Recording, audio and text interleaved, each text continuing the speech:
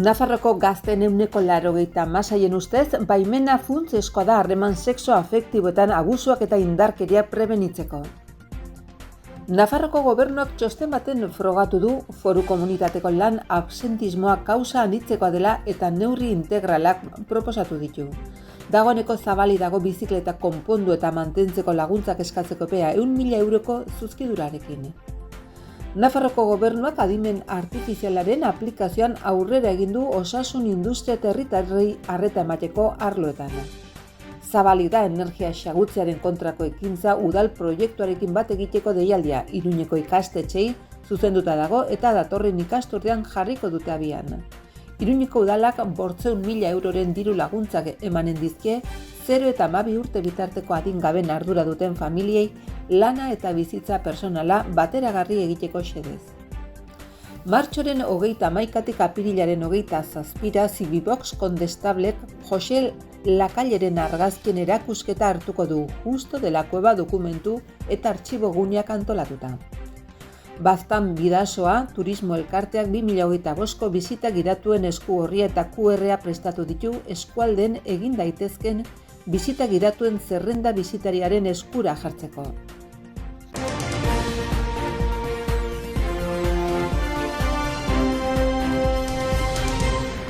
Harreman afektibo sexuala funtsezko alderdia dira gazteen garapenean eta arlo hortako erronkak identifikatzea ere oinarrizkoa da edozein abusu edo eraso prebenitzerakoan. Era horretan Etxebizitza Gazteria eta Migrazio Politiketako Departamentuko Nafarroko Gazterien Institutuak gazteria eta harreman afektibo sexualak azterketa egin du.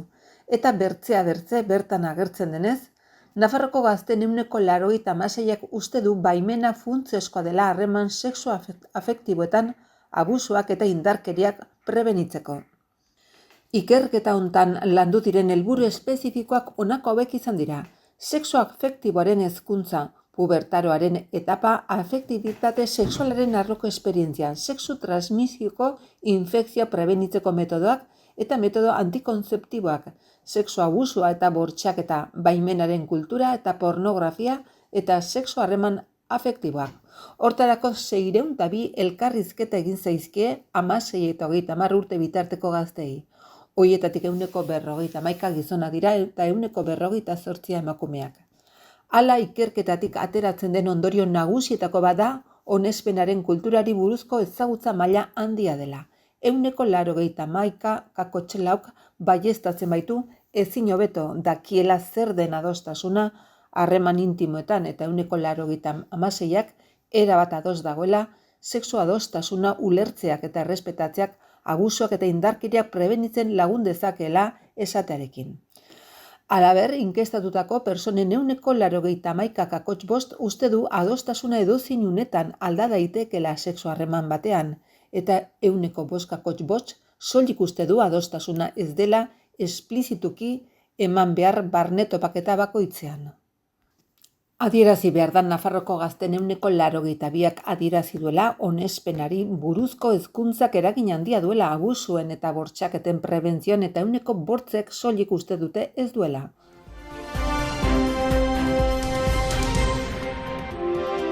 Biok aholkularitza enpresak aurkeztu duen absentismo txostena Industria eta Transizio Ekologiko eta Digitaleko Departamentuak enkargatua, gaur egungo egoera, bilakaera, kausak eta ondorioak foru erkidegoan ezagutzeko helburuarekin konbinazio metodologiko batetik abiatzen da. Txostenaren ondorioak aurkeztu dituzte Mikel Irujo Industria eta Transizio Ekologiko eta Digitaleko kontseilariak eta Carmen Maeztu Gizarte Eskubide kontseilariak. Biok aholkularitzako Arantza Santillana eta Miriam Garzia Ikerketa Sozialeko eta Merkatuetako adituekin batera. Azterlanaren lehenengo gaia fenomenoaren konplexutasuna da. Absentismoak alderdi guztientzat esan nahi duenaren kontzepzio desberdina dago eta esan nahi espezifiko bat adierazten du. Eta esan nahi hortarako ez dago adostutako adierarik.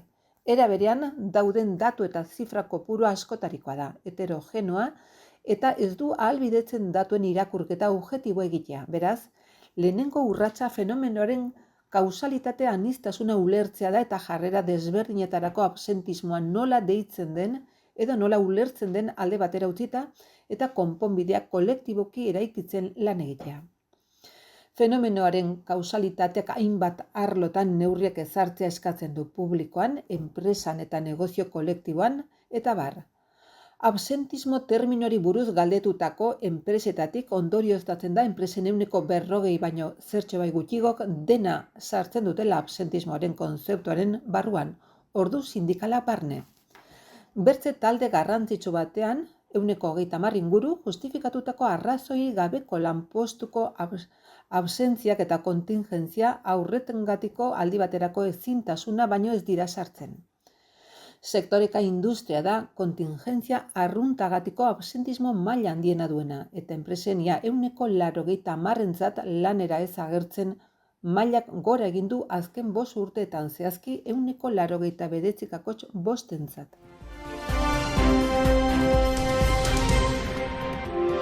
Dagoeneko zabali dago bizikleta konpondu eta mantentzeko laguntzak eskuratzeko epea. 100.000 euroko inbertsioarekin Lurralde Kohesiorako Departamentuko Garraio eta Mugikortasun zuzendaritza nagusiaren barruan, datorren urriaren 4 arte eskatu ahal izango da diru laguntza, zenbatekoa 50 eurokoa da pertsonako eta bizikletako. 6. edizio hontan 2.000 pertsonaren eskaerari erantzun ahal izango zaiola uste da. Pasaden martxoaren amaieran Iruña Onsoain, Aranguren, Elizondo, Buñuel, Zintruenigo, Korella, Lizarra, Fitero, Azkoien, San Adrian, Zangoza, Tafalla, Tutera eta Eguesibarren ekimen honi atxikitako 34 tailerren zerrenda argitaratu zen. Laguntzak atxikitako tailerretan bertan eskatu ahal izango dira. Edizio honen aurkezpena Iruñako Ziklos Goñi tailerrean eginda. Ekitaldian Berta Miranda, Nafarroko Gobernuko Garraio eta Mugikortasun zuzendari nagusiak, mugikortasun jasangarria sustatzen jarraitzaren garrantzia azpimarratu du. Gaineratu duenez, ingurumenarekiko politika arduratsua dakar, eta ohitura osasungarriak garatzen laguntzen du. Ildo horretan, Nafarroko Gobernuak bizikletentzako erreietan inbertitzeko egin duen ahalegina gogorarazi du. Juan Jose Goñik ekimenari atxikitako Ziklos Goñiko arduradunak argi dauka datorren urtean errepikatu egingo dela, tailerren zerrendekin bat egin zuen duela 5 urte eta bere esanetan ekimen ona da jendearentzat eta gainera, pizgarri ekonomikoa da tailerrentzat iristen zaigun bezero fluxuagatik.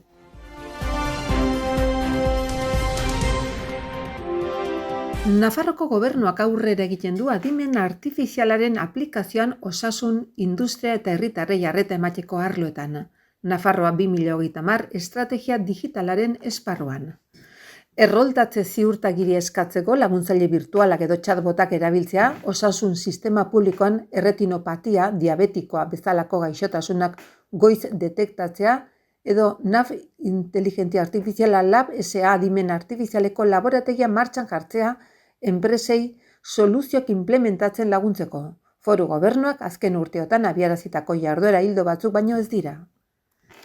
Felix Taberna lehen lehendakari ordea eta lehendakaritza eta berdintasun kontseilariak prentsaurrekoan nabarmendu duenez, Nafarroko Gobernua IAren garapenarekin konprometituta dago iraultza handia baita. Sektore publikoak adimen artifizialaren sustatzaile izan behar du, ez bakarrik horrek herritarrei ematen zaizkien zerbitzuak hobetzea dakarrelako, baizik eta gainera sektore pribatuan aurrera egiteko katalizatzaile eta eredu izango delako. Funtsezkoa da teknologia hoien onurak herritarrengana hel daitezen sustatzea.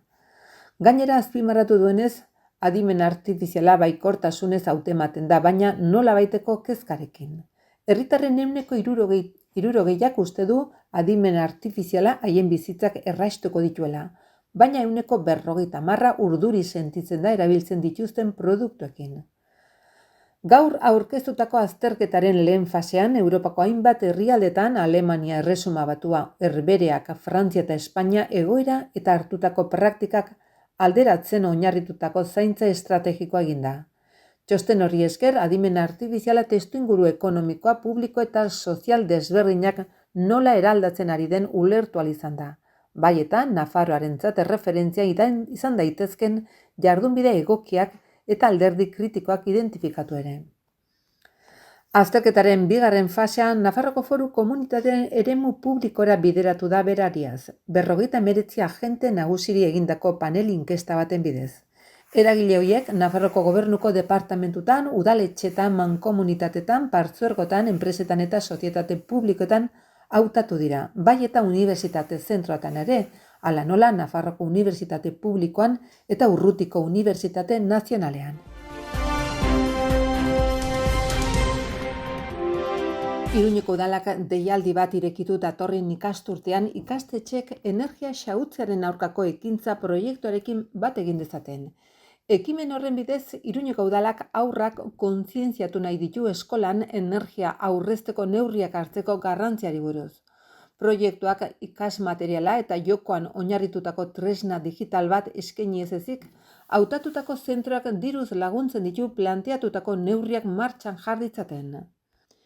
Interesa duten zentroek apirilaren 16 arte aurkezten ahalko dituzte hautagaitzak, educación ambiental abildua pamplona.es helbide elektronikoaren bidez.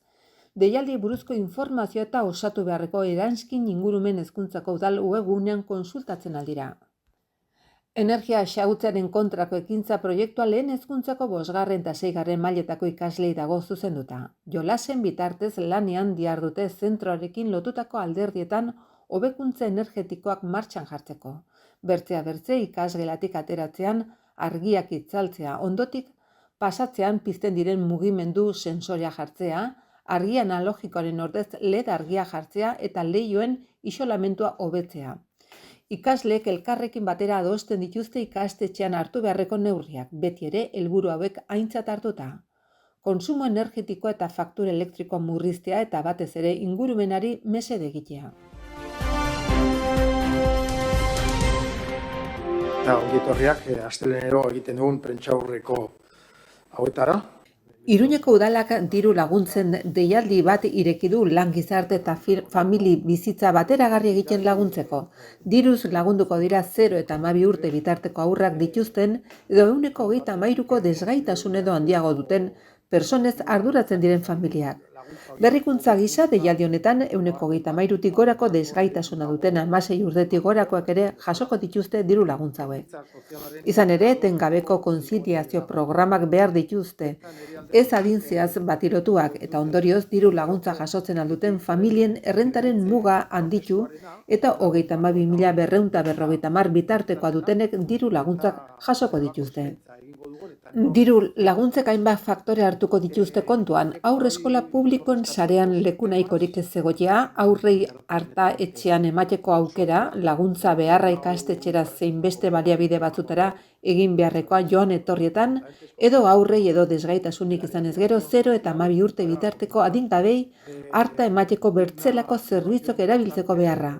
Eskola ordutegiak eta haien arduradunen lan ordutegia edo gizarte arloko prestakuntza jarduenen ordutegiak ez direlako bateragarri. Birgaitze prozesu bat eraman dugu, birgaitze prozesu berezi bat, zeren etxebizitza hauek izanen dira eraikin piloto bat, eta jakiteko, egin den eraikuntza industrializatuaren bidez, nolabait efizientzia energetiko bat lortzearren.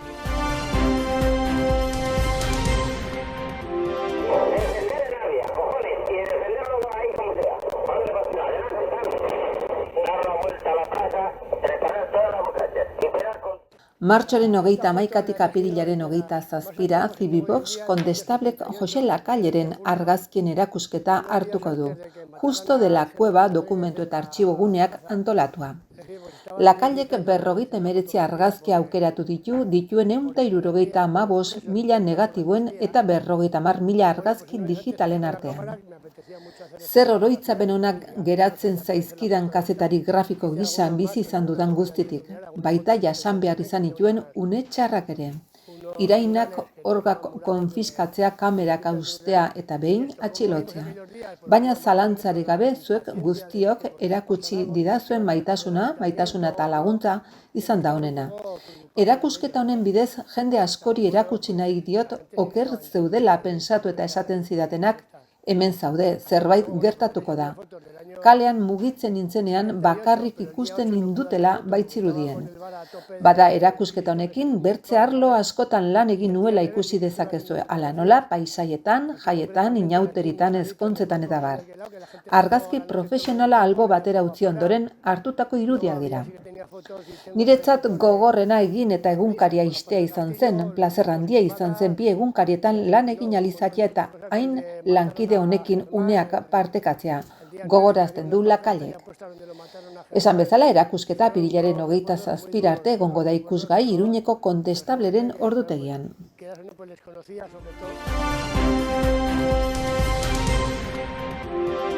Baztan Bidasoa Turismo Elkarteak 2025ko bisita gidatuen eskuorria eta QR prest ditu eskualdean egin daitezken bisita gidatuen zerrenda bisitariaren eskura jartzeko.